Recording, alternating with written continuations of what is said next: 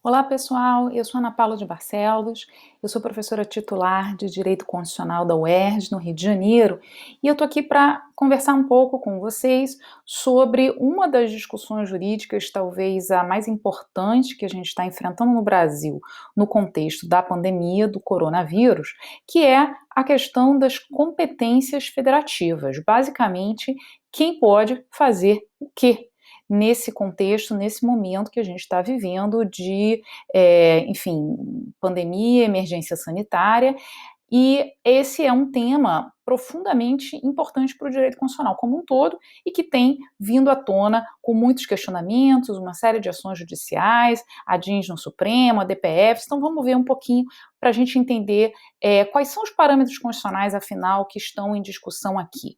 Bom, a primeira coisa que a gente precisa lembrar de forma concreta é que nesse assunto da pandemia foi editada uma lei nacional em fevereiro ainda de 2020 pelo Congresso, a Lei 13.979, e a Lei 13.979 prevê uma série de possibilidades de atuação, mas ela diz, e ela foi alterada por medidas provisórias mais recentes para tentar minimizar, na verdade, o impacto dessa previsão, mas ela diz que as providências que ela lista como possíveis serão tomadas pelas autoridades competentes.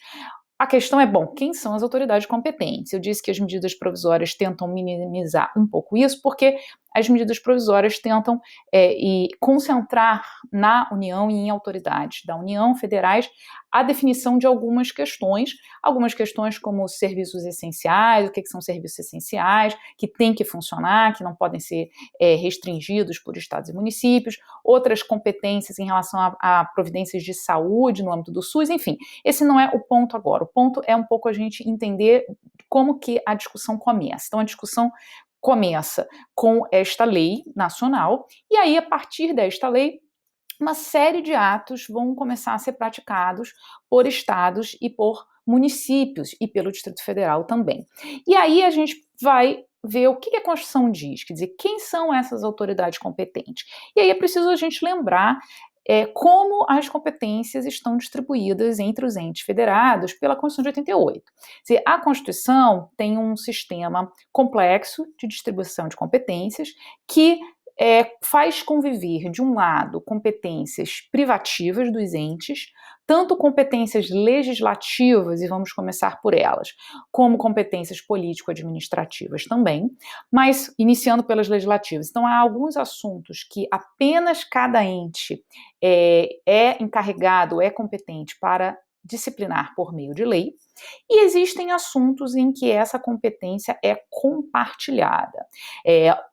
Em geral, a Constituição usa o termo para competência legislativa de competências concorrentes. A expressão competências comuns é usada mais para as competências político-administrativas. Então, em relação a isso, a gente tem a realidade de que nos assuntos em que as competências legislativas são concorrentes, a gente poderá ter normas federais, estaduais e municipais. Bom, a primeira pergunta para tentar encaminhar o raciocínio é, bom, de que assunto a gente está tratando aqui? E esse pode ser um problema, como a gente vai ver, mas inicialmente o assunto mais óbvio, né, que vem à mente é saúde. A gente está tratando de saúde. Então, o que a Constituição vai dizer sobre isso? A Constituição vai dizer que há uma competência concorrente lá no artigo 24, compete à União, aos estados, ao Distrito Federal, legislar concorrentemente sobre, inciso 12, Previdência Social, Proteção e Defesa da Saúde. Então, existe uma competência legislativa concorrente entre a União, os estados e o DF para a proteção e defesa da saúde. E aí você pode perguntar, bom, mas e cadê os municípios? De fato, os municípios não estão aqui no artigo 24, mas o artigo 30 vai prever que compete aos municípios legislar sobre assuntos de interesse local, que é um critério bem genérico, que, enfim, a doutrina tentou e a jurisprudência tentou concretizar um pouco mais, para definir que assunto de interesse local é aquele que diz respeito apenas ao município, que os interesses se esgotam na realidade municipal, mas existe também o inciso segundo, que diz que compete aos municípios legislar suplementando a legislação federal e estadual. Portanto, na verdade, embora o artigo 24 trate apenas da União, DF e estados, O artigo 30, incisos 1º e 2º, complementa de tal modo que a gente tem acaba tendo uma competência concorrente de todos os entes, no caso dos municípios, quando se coloca em uma dessas duas situações. Interesse local, parece evidente que há uma dimensão local no tratamento à saúde, no atendimento à saúde. A maior parte dos estabelecimentos de saúde do SUS são municipais, em muitos lugares do país, e suplementando a legislação federal ou estadual no que couber. Bom, como é que isso é organizado, né? A Constituição estabelece nos parágrafos ao artigo 24 algumas regras, e uma delas é a de que a União deve estabelecer normas gerais e os demais entes, os estados e os municípios. E o artigo 24 só vai falar de estados e DF, mas o sistema vai acabar incorporando os municípios por conta do artigo 30. Os estados, DF e municípios vão então complementar, de modo que a divisão que a Constituição estabelece é essa: a União com normas gerais e os demais entes suplementando essa legislação.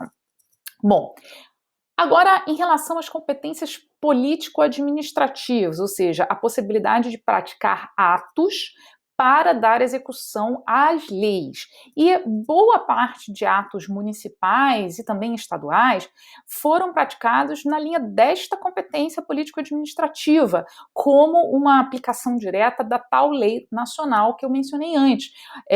Portanto, aqui a gente não está falando da competência de criar uma norma pelo legislativo, mas de praticar atos. E boa parte do que os municípios têm feito, dos estados têm feito em relação ao coronavírus, é a prática de atos pelo prefeito, pelo governador, e não propriamente a edição de leis locais, embora elas também existam. E o que o artigo 23 vai dizer? Que a competência comum da União, Estados, DF e municípios, aí todo mundo junto.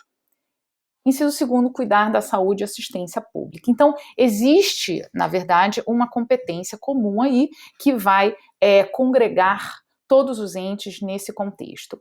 E há ainda uma competência político-administrativa comum, mas com uma certa centralização na União, que é a regulamentação do SUS, do Sistema Único de Saúde, que é um sistema simultaneamente descentralizado na prestação dos serviços, mas nacional, e, portanto, existe uma certa coordenação da União no SUS. E esse é um argumento que também tem sido utilizado.